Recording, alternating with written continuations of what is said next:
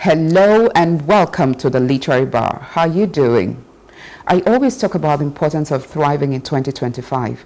Today, we'll be talking business, and my very savvy and smart guest will be giving us practical tips on branding professionally and even personally. First, it is with a heavy heart that I acknowledge the passing of an African giant in literature, Ngugi wa Thiong'o. But weep not, child, because we take consolation in his amazing, copious body of work. His legacy lives on through his brilliant books and powerful poetry.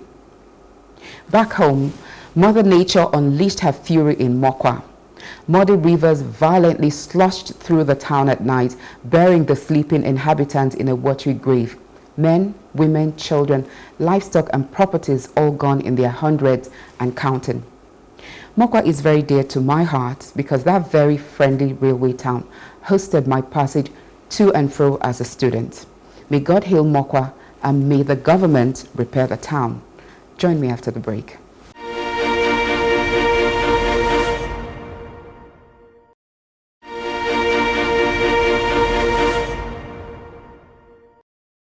Welcome back. My guest today aims to create platforms that nurture talent, drive meaningful business transformation, and shape narratives that inspire the next generation of African leaders. Linda Ochugbua holds an MSc in Management from the University of Surrey, and she made a distinction. She also holds a BSc in Business Management from the University of Benin. She's currently a digital sales manager at Business Day Media, but her career spans several industries and different roles where she has excelled. Linda's dedication and expertise has earned her several awards and recognition, including Outstanding Marketing Professional by Business Women's Hub, Focus Africa's Woman in Media at the 2024 Global Youth Conference. She is also an honorary recipient of the Oni of Ife's 2022 Royal African Leadership Forum Award, and so many more. Linda is also the host of a thriving podcast, Growing Your Business with Linda. Hello, Linda. Welcome to the Literary Bar. It's such a pleasure to be here this morning. And sometimes when I hear, when someone reads my profile, I'm always like, wow. And this is just the abridged version. if we had gone into the main thing, we'll be here for 3 hours. Thank you, please. It's well done. Good. Thank you. Well done. I'm really proud of you. And you're so young. You're so young, really. I'm so happy to be here. I think like it's just so sweet when someone reads your profile. It makes you just feel like, wow, have I done all this? Yeah. And then it just gives you the motivation to just see what you can do next and you how you can be so better. much more. So much more. Well done. You make us proud. Thanks. So Linda, today we're talking about branding the business, especially for the small business owner. Sure. And before we even go to the business part, branding is something that has been with us for a very long time. Very. And I think even as far back as the 13th century, people used to brand their livestock, business, and all of these things. So I think branding on its own, if my research serves me right, is just something that people do to stand out. Fantastic, brilliant, true. Yeah, stand out. So because your focus is on businesses, we'll get to the human part of it later. True. But what is branding? So I remember then when I was in University of Benin, then I talked about my marketing research was around the importance of marketing and branding for small business. And it's actually funny how like almost 20 years later, it's something that I'm still working on and I'm still doing. So I would say mostly that branding is what keeps you outstanding or differentiates A from B. So you know how you have, for instance, let's say you have different cake makers, right? What makes one brand extremely outstanding and different from another is the effort they put in the branding. Okay. And then there are also different aspects of this branding. So from the color to packaging to even how you present it, to what you say, and all that makes into something that is really a fantastic brand. So some people always feel like branding before will have to be maybe the logo. Yes. No, it's actually more than that. It's just how do people see your brand differently from another. So is brand or branding experiential on the part of the customer? Is this something I need to experience? Yes. So if I have a brand and you don't actually experience and understand that I have a brand, then there's a miscommunication somewhere. So for instance, now you find out that the branding isn't just about the logo or the color. You find out that some brands have a tone of how they speak. You find out that some banks have the kind of females that they bring to the bank. Some banks, the females have to be very light skinned, very fair. Some bank, anybody just comes. It's part of the branding. So there's just some underground things that some brands do to be able to stand out, that you just know this is style A and this is style B. Even in the drinks, when you walk into a shop, you can find 15 different brands of drinks. What makes one stick to your head more than the other is the whole branding and the whole packaging and the whole kind of things they do in terms of advertising. They're just making sure that they are always in front of your, on top of your mind and in front of you every time. Sometimes they're doing a campaign just to still remind you that they're there. They're changing the field, they're changing the name. It's still the same name, they're just changing the font. Everything you do to make sure that your brand remains top of mind is all in the infusion of branding. Okay, now, because when you talk branding, when you talk about a drink, if you say a soft drink, a particular brand became a generic name for all soft drinks. No more. Yes, at a point, yes. Right? So when you think brand, the small business, which I know you have a passion in trying to help small businesses grow, I feel intimidated that brand, what is my business as a small business owner with branding? The branding is for the people, because when you talk about brand and branding, it sounds expensive already. True. Yes. So a lot of small businesses actually have this perception and mindset that once you mention anything branding, you hear things like, I don't have money, I can't pay to brand myself. Yes. But I tell people that in doing business, there's something you really need to understand. People are going to buy from you because they trust you, they know you, and they can connect with you. So we're now living in a world or in an era where you have the world called influencers, and they influence you. So what makes one brand different from another is your ability to be able to connect with your customers, make them trust you that whatever you say is true and is real, and whatever you say are the contents of this drink is real, and they will want to follow you. So they're like different levels, and it doesn't have to be expensive. Yes. So let's go to some basic nitty-gritty tips of what I share with small business owners on how to start. So for instance, my name is Linda, and I own a small, let's say I like to use baking or a catering business. It's so easy to relate let's do with. small chops. Let's do small chops. Okay, so what's going to make you come to buy Linda small chops over another? First things first, I tell some brand owners that there are some basic things you need to put in place as a small business owner. When you start, it's just like, oh, I'm running a side hustle, I'm just starting from here. But when you begin to understand that this is now a business, there are some things you need to do. Number one, you are the brand. Okay. So sometimes people will say, I don't like the owner of this business. They don't really know the owner, but they just have a perception to that person because that person is actually not telling them the right things in branding himself. So wait, let me just put in this question. It's all about what you're saying. So we hear personal brand and business brand. How do you marry that in one person? Okay, and I think I'll be forced to use a name now. So let's say Tony Elumelu. He has a strong personal brand, and people just love him, right? Okay. He's doing the right things, selling the right things, posting the right things, and then you get to know him and you know his brand, UBA and TE Foundation and Co. Now, as a small business owner, I tell some of them that care to know that the first thing I'm going to use to judge you is your picture on your WhatsApp. Let's start from this small business owner. Okay, that's your digital footprint. Your digital footprint. So when I come to order or to buy from you as a small business, what kind of picture is on your profile? What kind of picture is on your WhatsApp? That's for me, it sounds, but that's the first thing I'm going to use to judge you. So you have a very nice picture on your WhatsApp. I'm like, this person is ready to do business. People say it's my page, I'll do what no, that's not true. I'm going to make my judgment and I'm going to make my perception from the things I see. So first, go get a very nice headshot picture. Fantastic, put that on your WhatsApp, put that on your pages, and let people know that you are the owner of this business. They want to know who you are. Number two, have a personal bio. I've had some webinars or events that I host and I'm asking the CEO and business owner and I'm saying, please send me your bio. Say, what is a bio? I'm like, I need to have your profile. What have you been doing? What are you doing? And what are your future plans? These things are basic things they're going to ask you if they want to know about your business. Number three, your company profile. You're not running a proper Linda's small chops business. What do we know about Linda Small Child Business? Who are the people behind Linda Small Child Business? Does she have managers? Does she have board members? Does she have people working for her? What's Linda's vision? What's Linda's mission? Where is Linda going to the next 5-10 years? Where does Linda want to be? Who is Linda's competitor? Who is Linda's peer? Who is Linda's mentor? All these things make people say, oh, Linda is serious. She's running this small child business like a proper business. Now they're saying, oh, for me to have these things in place, it means I have a goal of where I'm going to. Oh, that's nice. I have Linda's nice picture. I have Linda's bio and her company profile. Then have a basic website.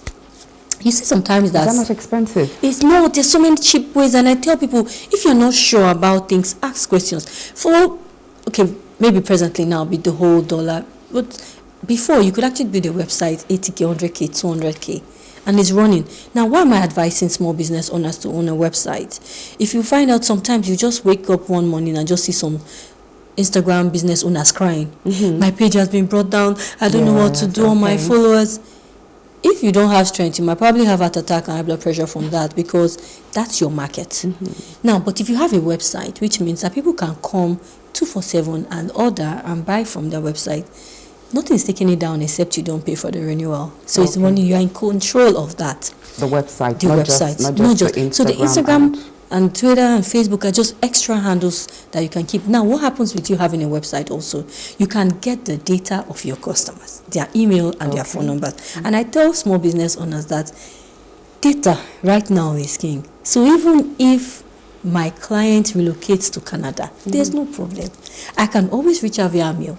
I can always reach out via her number. Most times that WhatsApp number is still the retaining number wherever they go to, which means I still have my client. So whether my page goes up or goes down, I still have the details of my customers, and we can deal with business. Now, once you've had these basic things, which I tell people won't cost you an arm and a leg, they are all part of your branding. Now, how you decide to show up at events. There was one event that I went to early this year with InterSwitch, and a lady walked in. When she walked in, I was like, is this a small business owner? I had to ask her, I said, please, are you into fashion? What do you do? She said, no, I'm not into fashion. No, I sell food. I'm like, so that was her branding. She says, every day I go into an event, I dress so outstanding. You will think I'm the host. And I actually thought she was the host. But is that also not expensive? No. See, you have to choose the price you are going to pay in building this business. And I tell people, if you want to run this as a small side hustle, there's no problem. But you have to think big when you start, which means I don't want to remain this small in the next 5-10 years. Where am I going to be? And that whole projection and mindset goal of where you want to be is the key driving force that drives you in the business. So I'm not sure she spent 100,000, but she was wearing a very nice up and down adire, nice shoe, and her hair was well made. But she stood out in the crowd. I had to ask her if she was one of the speakers. She started laughing. I knew all the speakers and I knew she wasn't, but she was outstanding, and that was her attraction. So I tell business owners. So the personal brand. Her personal brand was it. And you get to then ask her, what do you do? If you don't have that outstanding brand that people are going to then ask you what you do, that's the end of it. You're out of it. If I don't see you as, very nice, very jovial, I'm really not going to be interested in what you are selling. And that's where I tell small business owners that it's important that you grow your personal brand and your business brand. For a small business owner, what's the first thing in this branding collective that we should have? The logo, the advert, the influencer, what is the first thing? Talk to a tailor now. Okay. Yes, we've moved from small shop tailor, akara seller, because they're all the people that we need to grow the economy. Okay, so let's talk about a small fashion designer. And we have some very big names now. We see her on Instagram doing very well. She has rebranded this whole thing and it's turning something else. And one thing I also want to let small business owners know is the fact that when you're able to actually grow a proper brand, then you can charge whatever you want to charge. You then move from charging peanuts to luxury because you have rebranded and you have repackaged yourself. So let's talk about the basic for a fashion designer. Okay. Number one, I say, what is your business name? And your business name has to be very easy to remember. Don't come and give us very complicated name that we're looking for you on SEO, we're looking for you on website. Just give us a simple name that will stand out. So Linda's Fashion. That happened recently. I met some, let's say Linda Couture. So on her name, on the banner is Linda Couture with a C. And then we're asked, you said, no, it's K. If you go to our Instagram page, it's K. And I'm like, who has time for that? Are you seeing how complicated and stressed that is? Yes. So I tell people, please choose an easy name, especially for the market that you're selling. Yeah. Nigerians will not remember that couture part. C or K, They don't know if it's C or K, and they don't even probably know how to spell it. So you see the stress? I'm looking for somebody else. So when you choose a name, you're not choosing that name because it's about you. You're choosing that name also considering the fact that people are going to be searching for you. Will they remember? Can they spell it and can they find it? And I tell business owners, please try to make our life easy. Don't tell us it's a C in the spelling and in the logo, and it's a K on the Instagram, and it's a W on Twitter, and it's with S on Facebook. That's a very big problem. So try to find a name that will match across board. First things first. So sit down, find a name. So I'm going to use Linda's Fashion. Is Linda's Fashion available on Instagram, Twitter, and Facebook? If it's not, go and find another name. Make sure that it syncs. So Linda's name with the website, with the details. So you are not telling somebody is K, is C, is Y, is I, is D. It's the same. That problem solved. Once you have that very good name that is easy to find, we move to the next thing. Let's then decide on the logo. And I tell people that if you don't have all these things, there are people that can help you with logos. And there are free apps that can help you design logos too. Canva is one of them. So now, how do I want to create something that's going to be easy for you to remember? So let's just do LC. So Linda's Fashion, LF, there's a logo. It's easy. Once you see that LF, you know it's Linda's Fashion, you know it's my brand. Then we now decide what color. And then I was talking to someone the other day. Your color has to match and align. So for instance, if you're doing interior, you're doing fashion, you got to be bright colors. Don't come and give me black color. It's too. You want something popping and something. So you sit down again and read what are the reasons behind this color that I'm choosing. Why am I choosing this color? And make sure that it makes sense because everything has to align. Do you match color based on the business? Like you just said, fashion has to be popping. What of food? So imagine a cake brand now with black as the main color. Black is my favorite color. It is, but you won't see a kiddies brand or cake brand with black. It has to be a bright popping color. Somehow it just aligns and it gives you this happiness and this joy, and people can align with it. So there will be reasons for you choosing a color, and especially with the product and what you're selling. So you see, there has to be alignment. I think the key word here is alignment with the product or the service, what you're offering, and the market. That helps. Okay, so when we choose the logo, we choose the color. Make sure it's something that is easy and that you can always, print on or replicate when you want to start printing on TV and T-shirts and co. Then we'll leave that. When we have done that, I think those three things are the major basics. Then you're now moving into creating a website, creating a company profile. You're now moving into, let's register the social media pages and all that. And one other thing that I need to call to attention to small business owners. So sometimes they are running a business, right? They have the name on social media, they have the name that is nice and everything. They sometimes forget to register this name. After like 5-7 years now that they are doing well, they are now going back to go and register in CAC. And CAC is saying somebody else has this name already. You see where the problem number 2 comes. That's where you now see some of them are telling you, we have changed names. They didn't register it in the first place. That they were carried away or what? So I notice you're not talking about maybe location. Is it because it's now a digital marketplace, e-commerce or something? You're not talking brick and mortar. So I think COVID actually broke those things of brick and mortar and location.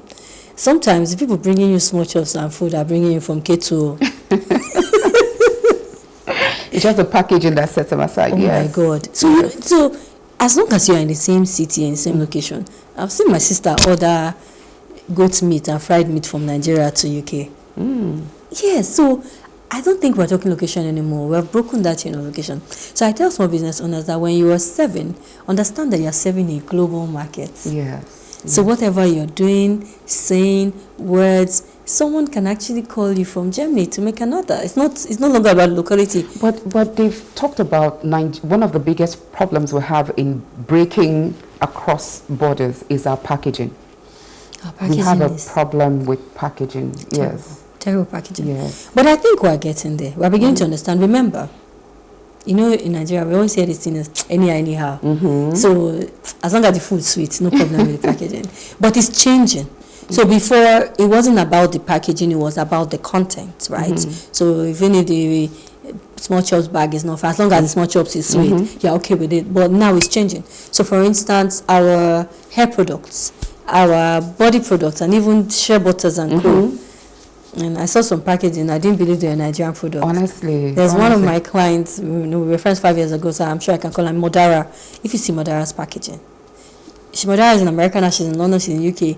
It took her a while, but she got it right. When your packaging is right, then you can go into any store. So Nigerians will now need to understand that anyhow cannot work anymore.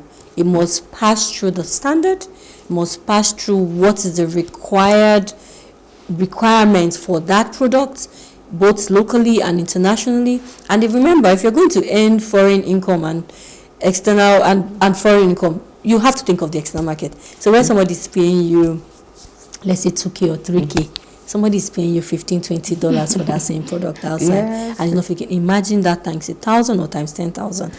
On that sweet note, let's take a short break, and when we come back, we'll get to understand more about this business and branding. See you after the break.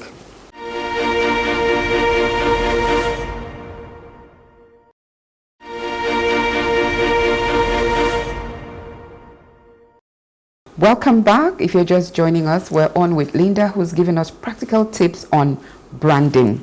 So now, before we went on break, we're talking about how we're making money in dollars, how our small business here is earning big money. But we have to be ready to stand with the crowd. It's all about packaging. But beyond packaging, content too has to align with the packaging. True. Right? Because you find, let's say now there's so many online markets, right? Online businesses. You order some dress, or in some cases, wig. So it becomes a case of what I ordered versus what I got. Greatest slogan. Yeah. So what's up with that? That's a very dicey one. So I think that's like one of the most trending thing on Instagram, what I ordered versus what I got. Yes. I absolutely believe that packaging is key because it gets you to the door, especially if you're going into the store, an arrangement and cool. But I started a campaign, I think a year or two ago, talking about do not wink in the dark, the importance of advertising, marketing, and branding and all that. But the honest truth is, if the content isn't as good as the beautiful packaging, they're not coming back again. So you can only fool somebody once, you can't fool them twice. Yeah. Same thing for restaurants. Sometimes you see, the ambience is beautiful, nice places to take pictures with everybody. Once you eat that food and therefore it's not nice, they can't drag you there again a second time. That's it. It's only once. Yeah. And if you're someone that refers people, are like, it's fine though, but the food is not good. Okay. Time is never our friend. So I need to ask you this. Yes, if somebody's brand is not doing so well or they have messed up, how do they come back up? Second chances. Second chances are always very hard. You have to do the work 10 times more to prove. So I tell small business owners, first impressions are always the best. It's easier to kill it the first time than waiting for a second time. So I am an advocate of proactive. Be proactive, and in every way. I'll give some examples. Reactive is almost late, and you hear some people saying, try me again, it was a mistake. It's too dicey. But mistake don't happen. How can we get restitution and rise again? I don't know. That's really hard. Okay, so first things first, I will always advise that you try to get things right, good customer service. Let there be something that will stand for you, so that I can use that as a consolation to come back a second time. So let me give 4 or 5 examples. If everything went wrong totally the first time, then sorry, there's no redemption for you. So for example, I tell small business owners that the first point of call is extremely very important, because as you grow, you can't take all the calls anymore. That lady who is picking your call, hello, you're welcome to ABC Cakes. My name is Linda. How are you doing today? that person can break or make your business. Yes. Make sure that is right. Number 2, right now we're also in a world where people are sending you DMs.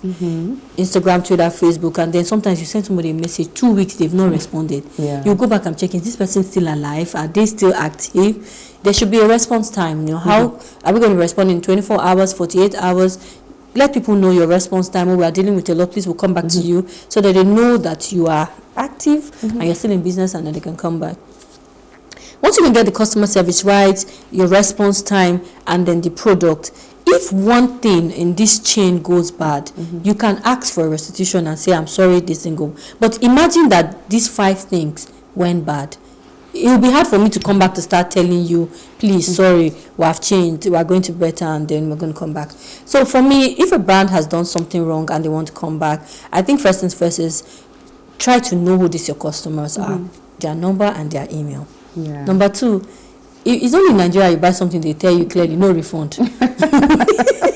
Because they already know that something is fundamentally wrong from the beginning. And we are returning your money. Because if you are sure that you are sure about your product, and I knew that Linda is buying this cup for me, and this cup doesn't have any default. If there's any problem, you should confidently tell Linda to bring it back. You're going to switch it. Yeah. So Nigerians already know that some things are not totally right. So that's why I say once you buy it out of the door, that's it. So first, try to make sure that at least there's something that stands for you. So for instance, let's use Linda's small chops again. If for instance, you bought a small chops for me and the small chops is bad, that's a one-off problem. So I can come back and say, hey, hi Chinedu, I'm so sorry, we got your complaint that you bought small chops from us, and by the time we delivered to you, it wasn't so good again. We're really, really sorry about it. We apologize. How can we make up for this? Can we send you another small chops all on the house? So you are making restitution, right? You're giving them another product. Most small businesses don't want to make a restitution. They can't, they don't want to. So, Chinedu, we're going to give you another one and it's on the house. Please let us know if this is okay. And if it's okay, please do not pay. Or we are giving you a 20-30% discount on it. But I think, especially for food, just give me another one. Yes. That way, you will just appease me a bit to say, okay, Linda is concerned. Linda cares. It's not just about the money, but Linda is concerned about her name and her brand. And now remember, because I've given you another one, you can't go out to social media to go and call me or drag me and tell me, oh, Linda, I bought small chops from you, it's bad. I gave you another one. And this second, was it good? Yes. Was my service better? Yes. Did I call you or mail you or send you a text to apologize? Yes. So you don't have a case against me. So I tell small business owners, try to make sure it's right the first time. But if it's not right, then you as the owner of the business, you have to fix it. Don't let your customer service person just call, hey, I mean that we heard you bought a small chops, it's not good. Everything is important, from the call to the tone to the person can read your vibe that you are really sincere and that you really care and that you are really sorry. You know, some people tell you they are sorry and they are not sorry. Oh yes. Come and take the small chops. Is it because of only one small chops you bought that? Sorry. Is it because of? I don't have customers that are buying small chops 1 million. They have not come to complain. Believe you me, I've heard all that. As a customer on the other side, I've heard it.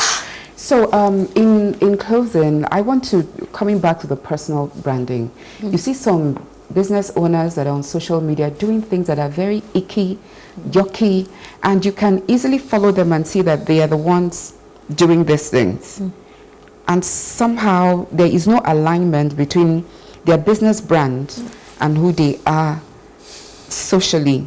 You know, maybe the people they follow, the things they agree with, some of their, maybe their prejudice, you know, some of their sentiments that really, I will not be comfortable interacting with them or coming into their shop, but they're allowing me to see all of that on social media. How? Personal branding and business branding. So when I started podcast show, a few years ago. Yes, Grow with Linda. Grow your business with Linda, yes. I started to read a lot around business books. God, I read a lot. Start your business, the $100 startup, start your business without money, what you have in your hands, delighting your customers. I started reading a lot around, small businesses. And I also started to deal with a lot of small businesses to have hands-on. I've met fantastic, amazing, good ones. I've seen them grow. And I've also met some very terrible ones. And I'm like, I don't want my business to be like this when I grow. But you're able to learn, from them to see the first thing I tell them is separate your business brand from your personal brand. Okay. Have two separate pages and entities for the two. Okay. Let it be clear. Now, if you know you want to still post whatever you want to post, close your private page and let it just be your friends and people. Because sometimes some people will make perception and judgment about you, your product and your service on the basis of what they have seen that really doesn't concern this business. So, and how many of them are you going to go about clarifying and all? So say separate it, and if you want to really post whatever, close that page, only your friends, and then leave this one open. Now when you start running this business page, please try not to also bring yourself from there again here. Let it be your business page. Let it be about the product. When you're twerking and you're selling children's clothes, right? I sometimes there's no, remember the key word I mentioned there, alignment. No alignment. Let it be an alignment between you, what you stand for, your trust, your integrity, your words, your vision, your mission, where you are going, how you want the brand to be, and what you are. So some people will say, just follow me, but don't listen to what I say. That's not true. I can't follow you without listening to what you're saying. What you're saying is actually what makes me follow you. So you can't be. Your action speaks louder. Your actions speak louder, so you can't be twerking and you're sending children clothes. Like, it's not. So let there be an alignment. If you want to do that, go and do that on your private page. No problem. Nobody's judging you. But on this business page, let's talk about the core of the business. Let's write content around the business. Let's say what we stand for. Let's talk about the impact work we're doing, sustainability work we're doing. Let it just align. And once you're able to do that, people will be able to say, okay, I know what this person stands for. I know where this person is coming from. I know. Sometimes you go to some brand pages, you are wondering, what are they exactly selling here? You're not sure. For some people, and in no way to judge. So for some people, it has worked. You know, do some comedy skits, do some things. It hasn't really affected their brand and they are doing well. No problem. But for some proper corporate CEO, female business owner, claiming you manage a $50 billion kiddies fashion business, it has to align. Drinking and smoking. Well, talking about alignment, my producer is asking me to align this conversation and bring it to a stop. So, but Linda, we are certainly going to have you back. I'm so happy. Because one episode is not enough to do this. And it's so important. Like I said, 2025, I encourage people to thrive. And you can't thrive if you are not busy earning your way in life, not being dependent on people. So, Linda, I just want to thank you. Thank you so much. Thank you so much for your time, and then thank you for the practical tips on branding and growing a business. We appreciate your time. Thank you. Kicking and screaming, I dragged you here, so thank you. Thank you. So I know that this is an all-important conversation to business owners or budding entrepreneurs, because you need to follow Linda on her podcast, listen to her podcast, Grow Your Business with Linda. So to you out there, I hope you've been empowered, and I hope that you tune into further episodes. We're certainly going to have her back. Remember that the Literary Bar is always open. For more, please follow us on Facebook, X, and Instagram, and do subscribe to our YouTube channel at Plus TV Africa. You can watch us on DSTV channel 408 and on YouTube. Make a life a great story. My name is Chinedu. Bye-bye.